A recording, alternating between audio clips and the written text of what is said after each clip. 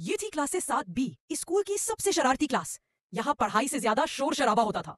कागज के जहाज उड़ते थे और कोई उस्ताद ज्यादा देर नहीं रहता था। एक दिन तो टीचर तंग आकर क्लास छोड़कर चले गए और प्रिंसिपल के ऑफिस में शिकायत कर दी। प्रिंसिपल गुस्से में भर गए और अगले दिन असेंबली में सबको बुलाकर ऐलान किया कि कल से एक नई टीचर आ रही हैं और जो डिसिप्लिन फॉलो नहीं करेगा उसके वालिदैन को बुलाया जाएगा। बच्चों ने एक दूसरे को देखा और हंसने लगे। उनके ख्याल में ये भी पुराने दिनों जैसा होगा। कोई नया टीचर आएगा और 2 दिन बाद भाग जाएगा। अगले दिन क्लासरूम का दरवाजा आहिस्ता खुला। एक परसुकून लेकिन रौबदार कदमों की चाप आई और क्लास खुद बहुत खामोश हो गई। ये थी मिस सबा। वो बगैर कुछ कहे बोर्ड तक गई और बड़े हरूफ में लिखा, खामोशी इक्वल्स इज्जत। फिर सब बच्चों को गौर से देखकर कहा, यहाँ के असूल आज से बदल गए हैं। जो मेहनत करेगा इज्जत पाएगा और जो ना करेगा वो सजा भी पाएगा। पहले दिन उन्होंने किसी पर गुस्सा नहीं किया, बस सब बच्चों का होमवर्क चेक किया और जिनका होमवर्क नहीं था उनके नाम बोर्ड पर लिख दिए। क्लास हैरान थी क्योंकि ऐसा कभी नहीं हुआ था। अगले दिन वही नाम बोर्ड पर देखकर कुछ बच्चे शर्मिंदा हो गए और होमवर्क मुकम्मल करके ले आए, मगर कुछ जिद्दी बच्चे अब भी बाज ना आए। छुट्टी के वक्त वो इकट्ठे बैठे और प्लान बनाया कि कल सब मिलकर शोर मचाएंगे ताकि मिस सबा भी बाकी टीचर्स की तरह क्लास छोड़कर चली जाएं।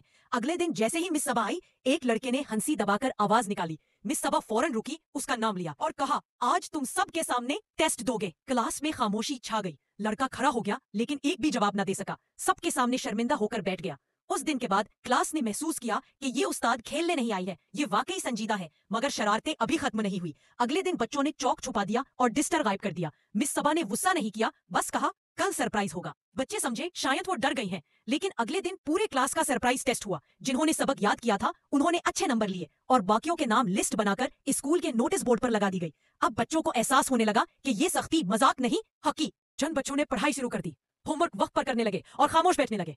मिस सबा उनकी तारीफ करती, बाकी बच्चे भी मुतासिर हुए। आहिस्ता आहिस्ता क्लास का माहौल बदलने लगा, मगर एक लड़का आदिल अब भी नहीं मान रहा था। उसे लगता था कि ये सख्ती बहुत ज्यादा है। एक दिन उसने प्रिंसिपल ऑफिस में शिकायत कर दी और कहा कि वो स्कूल छोड़ देगा। प्रिंसिपल ने मिस सबा को भी बुलाया और मीटिंग रखी। आदिल गुस्से में बोला, ये हमें बस डांटती है, हमें पढ़ने नहीं देती। मिस सबा खामोशी से बोली, आदिल तुम मेरा पीरियड छोड़ सकते हो लेकिन अपनी जिंदगी का पीरियड मत छोड़ो। ये जुमला आदिल के दिल पे लगा और वो खामोश हो गया। इस दिन के बाद आदिल ने दिल लगाकर पढ़ाई शुरू कर दी। वो सबसे पहले होमवर्क मुकम्मल करता, क्लास में सवालों के जवाब देता और दूसरों को भी मेहनत का मशवरा देता। आहिस्ता आहिस्ता पूरी क्लास बदल गई। क्लास 7B जो कभी सबसे बदनाम थी अब स्कूल की सबसे डिसिप्लिन क्लास बन गई। सालाना तकरीब के दिन प्रिंसिपल ने ऐलान किया कि इस साल बेहतरीन क्लास का इनाम 7B को दिया जा रहा है। बच्चे खुशी से तालियां बजा रहे थे और मिस सबा मुस्कुरा रही थी। उन्होंने कहा, ये मेरा इनाम नहीं, तुम सबका है। याद रखो, सख्ती कभी सजा नहीं होती, ये तुम्हें तुम्हारे ख्वाबों के करीब ले जाने का एक रास्ता है। पूरा हॉल तालियां बजाने लगा और वो क्लास जो कभी शरारत की वजह से मशहूर थी अब मेहनत और डिसिप्लिन की मिसाल बन गई थी।